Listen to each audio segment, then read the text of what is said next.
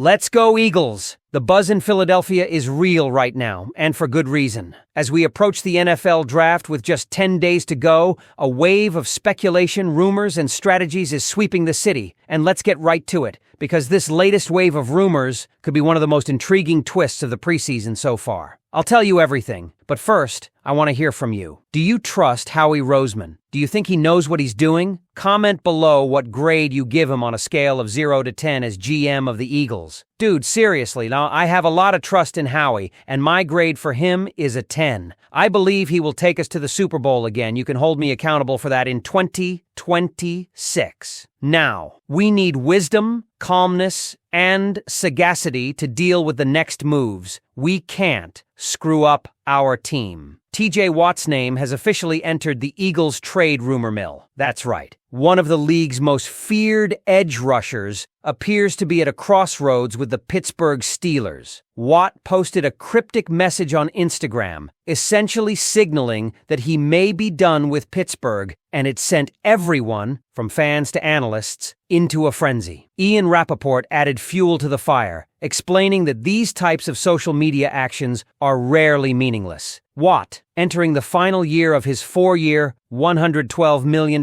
contract, is reportedly seeking a new deal, likely worth upwards of $35 million annually. He turns 31 this year and saw his production dip to 11.5 sacks last season, a notable drop from the 19 he recorded just 2 years ago. So why are the Eagles in this conversation? That connection seems to stem more from projection than fact. There's no confirmed report from insiders like Adam Schefter or Rappaport tying the Eagles directly to Watt. But USA Today listed Philadelphia as one of the top 5 potential landing spots, alongside the Patriots, Panthers, and Commanders. The logic? If the Eagles sniffed around Myles Garrett before his extension, why not Watt? It's a fair connection to make, especially when you consider how aggressive Howie Roseman has been in pursuit of elite defensive talent. Now, here's where it gets juicy. If Pittsburgh is truly willing to part ways with Watt, the asking price could be shockingly manageable. One insider floated the idea of a third-round pick, though more realistically, a second and third-round package might get the job done. For Howie,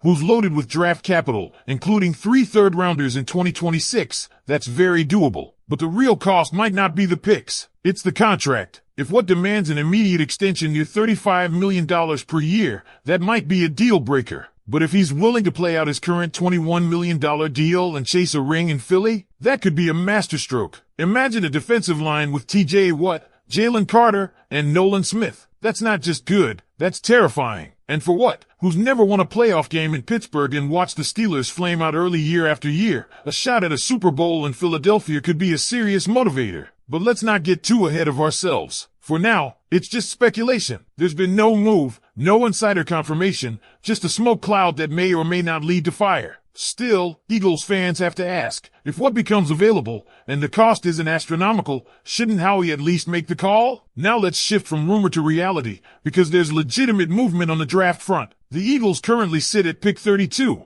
and while they're comfortable letting the board fall to them, they're ready to move up if the right guy slips. According to ESPN, 2 names to watch are Walter Nolan, DT, Ole Miss, and James Pierce Jr., Edge, Tennessee. Both fit Philly's mold of young, athletic defensive weapons. The draft trade calculator says a move up to pick 24 is feasible with a package of pick 32, a third-rounder, and a 5th. But the real prize? Georgia safety Malachi Starks. This guy just had a top 30 visit with Philly over the weekend. And that's not just a formality. Top 30 visits mean something in this building. Starks is an elite cover safety with high football IQ, physical presence, and the versatility to play man coverage in the nickel spot. Oh, and he played at Georgia, basically a golden ticket into Howie's draft war room. With C.J. Gardner-Johnson now in Houston and only Sidney Brown left at the safety spot, this is the most glaring need on the roster. One small hiccup, Stark's relative athletic score, RAS, a metric Howie loves, was reportedly low at 5.50. Since 2022, Philly has drafted 21 players, and 17 of them had RAS scores over 8. So does Starks buck the trend? Maybe. Or maybe that visit means they see more in him than the numbers show. And how about this? Vegas has set the over-under for Eagles wins in 2025 at 11.5. That's tied for the league lead with the Chiefs, Bills, and Ravens. And it makes sense. The Birds will face a brutal schedule, 10 playoff teams from last season, including the Bills, Rams, and Bucks. They only get 4 games against teams with losing records, the Giants, Cowboys, and Raiders. So yeah, 11.5 might feel like a low bar,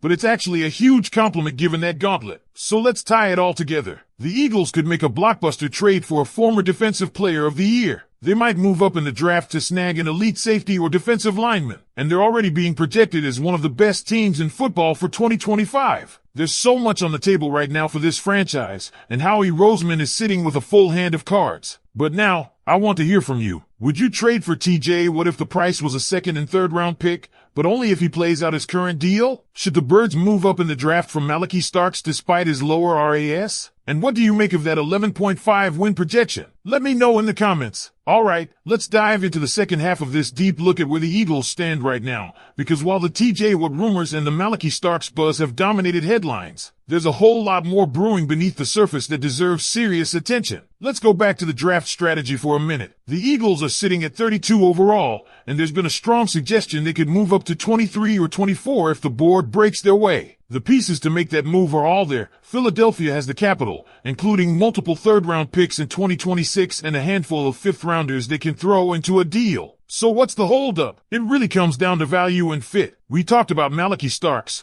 but don't overlook names like Walter Nolan or James Pierce Jr. If either of those guys starts to slip, the Eagles may not hesitate to pounce. Nolan, a physical interior defensive lineman out of Ole Miss, offers the kind of versatility and motor that would pair beautifully with Jalen Carter. And Pierce, he's an explosive edge presence from Tennessee, and with Brandon Graham in the twilight of his career and Haason Reddick already traded, you better believe the Eagles are thinking about the future off the edge. But there's more to it than just plugging in talent. This front office, led by Howie Roseman, has consistently prioritized athleticism, versatility, and culture. That's where the RAS score comes into play again. Out of the 21 top 30 visits already known, 10 players had RAS scores over 8, 5 were under, and the rest didn't have full enough data for a score. So while a guy like Malaki Starks doesn't fit the mold perfectly with his 5.50 RAS, the fact that he was brought in at all speaks volumes. They see something special, maybe even irreplaceable, in his game and character. And for all the conversation around defense, let's not forget about the offense. While this report didn't highlight specific offensive targets, the draft board could absolutely present value on that side of the ball as well, especially at wide receiver or along the offensive line, 2 areas that always need fresh talent in a league that never stops churning out pass rushers and coverage schemes designed to disrupt timing and protection. Now pivoting back to that TJ Watt situation, it's not just about whether he fits the scheme or the locker room. It's about what message a move like that sends. Bringing in a veteran, hungry to win, with elite credentials and production, signals a clear intent. This team is chasing another Super Bowl.